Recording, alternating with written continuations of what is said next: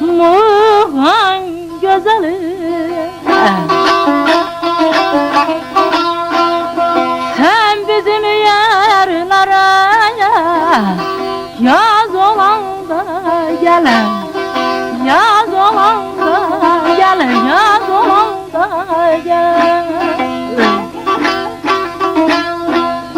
Mireyli çiçeklerim kalça tutanda, kedilerin karı az olanda gel, az olanda gel, az olanda gel.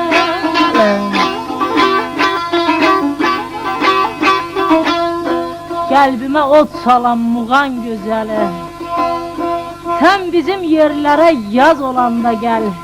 Min reyli çiçekler xalça tutanda, gedilerin qarı az olanda gel. Mən özüm bir eləm göyçəd yadım, billur bulaqlardı ağzımda dadım. Saza qiblə deyib soyum soyadım, aşıqlar soy vurup saz çalanda gel.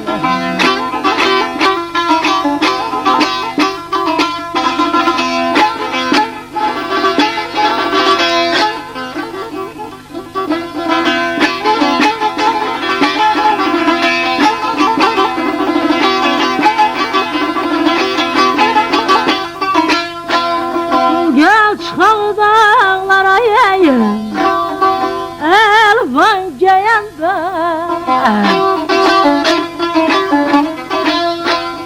İtey baldır alını ay gülününden, İtey baldır alını gülününden. Lil parlı bulaklar nağma deyende,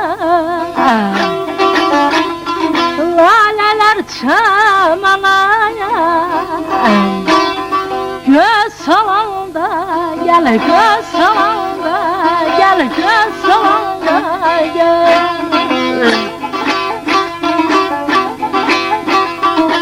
Həsrətin çəkməkdən düşmüşəm əldən, nə vaxtdır yolunu gözləyirəm mən.